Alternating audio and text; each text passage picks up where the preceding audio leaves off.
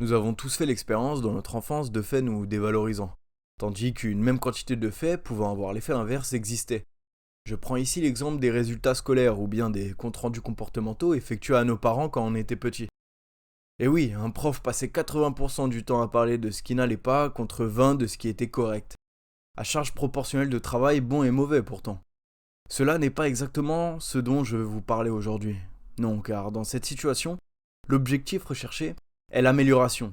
Ce qui est bon est acquis, donc pas d'inquiétude, alors que ce qui n'est pas bon n'est pas acquis et donc représente un vide probable utile à l'obtention d'un diplôme ou d'un objectif.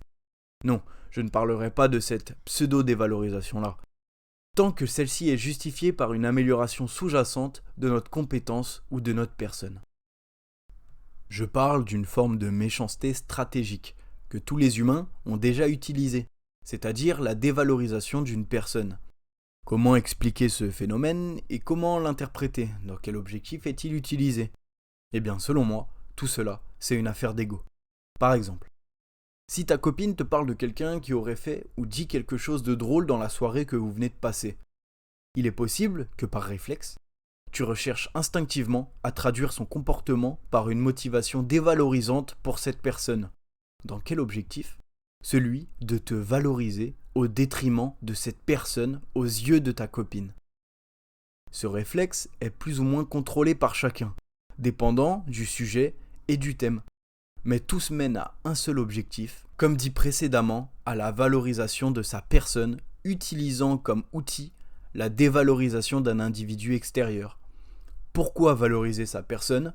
Pour détenir et maintenir une force représentant le territoire sur lequel vous avez un impact, sur la tribu constituée de 0 à plusieurs personnes sur lequel vous agissez et exercez un pouvoir de persuasion, sur la puissance accordée à nous-mêmes.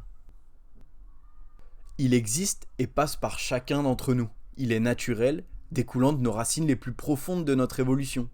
Il permet d'assurer un avenir de chef au rang de chef déjà ou allant être acquis.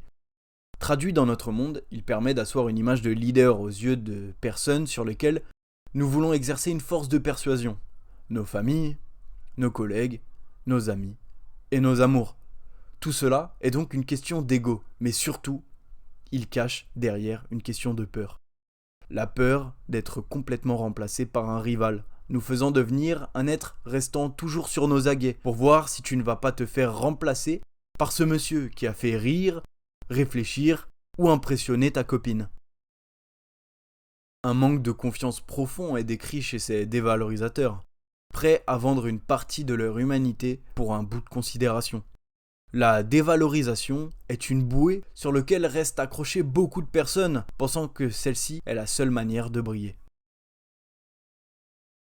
C'est une attitude normale convertie d'un caractère ancestral des steppes au bureau vitré des quartiers d'affaires. Cette vidéo est faite pour en prendre conscience. C'est normal d'être poussé à la dévalorisation, mais si cela ne reflète qu'un manque de confiance instinctif, alors tu dois te convaincre que céder aux caprices de la facilité à critiquer sera à jamais la main qui te remettra la tête sous l'eau après te l'avoir relevée. La connaissance et la maîtrise te permettront de bénéficier d'une image non voulue, mais imposée à la perception des autres au détriment de leur volonté. La critique et la dévalorisation te feront paraître plus petit que ceux que tu critiques, mais en te plaçant au milieu entre celles que tu protèges et celles que tu critiques. D'où l'importance d'un détachement au concept de valorisation de soi par la dévalorisation des autres. Car celle-ci n'est que projection temporaire d'une force inexistante en vous.